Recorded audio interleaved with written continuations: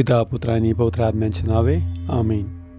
नर्गमध्याय 2 वचनसंख्या 23 आणि अध्याय 14 वचनसंख्या 20 आपण पाहूया.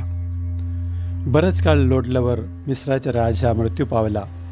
इकडे इस्रायली वंशज विकट दास्यामुळे उसासे टाकून आक्रोश करीत आणि त्या दास्यामुळे त्यांनी केलेली आरोळी वर देवापर्यंत जाऊन पोहोचली.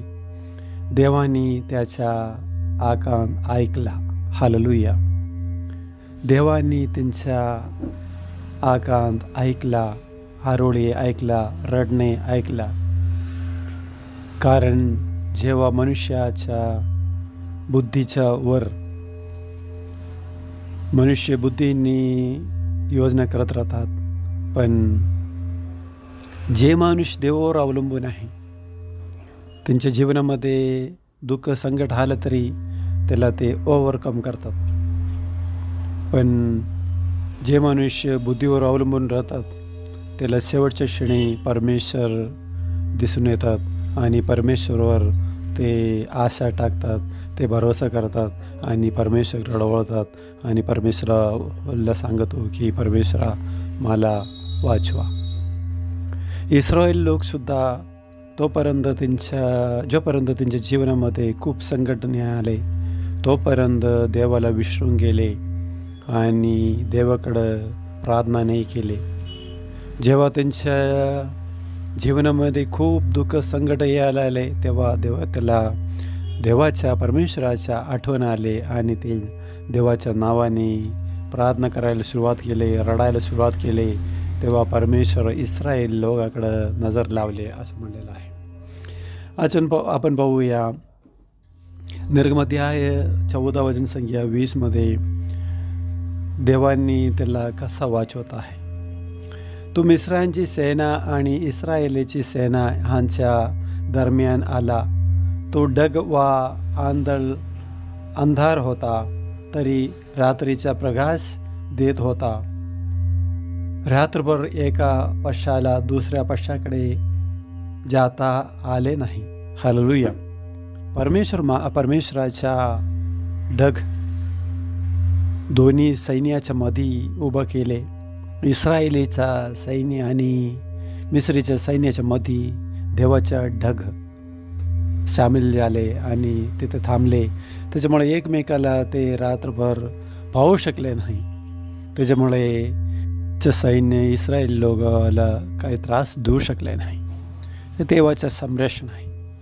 देवाने त्यांचे प्रार्थना ऐकले, त्यांचे रडणं ऐकले. त्याला मिस्री देशातून सोडून मध आणि दूध वाळणारा देशाकडे नेत आहे.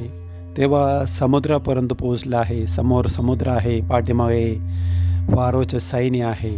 तेव्हा परमेश्वर इस्रायल लोकांना संरक्षण देत आहे.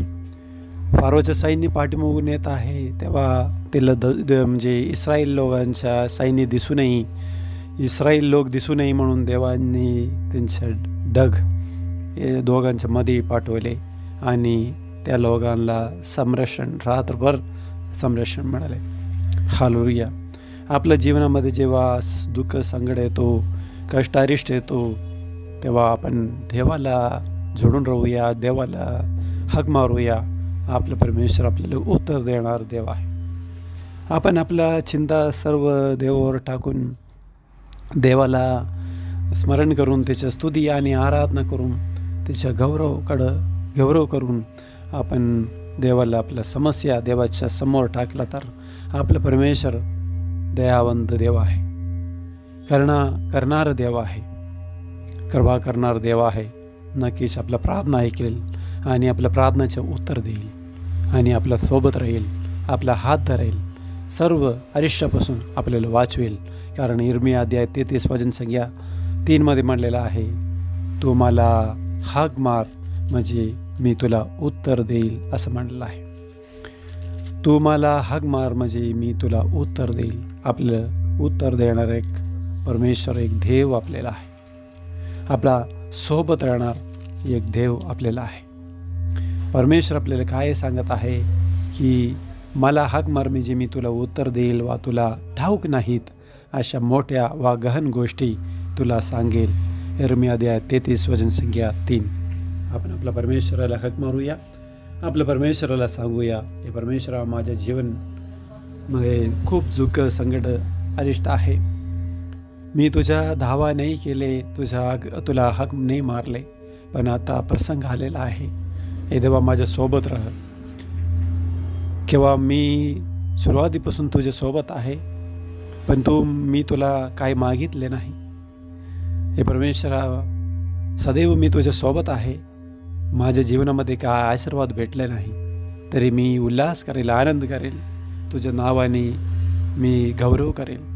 हे परमेश्वरा, माझ्या देवा, माझ्याकडं तू दृष्टी लाव आणि माझ्या आरोळी ऐक आणि माझ्या आरोळीला उत्तर दे, असं आपण सांगूया. परमेश्वर आपल्यावर कृपा करेल. पिता, पुत्र आणि पवित्र आत्म्याच्या नावे. आमेन. हालेलुया.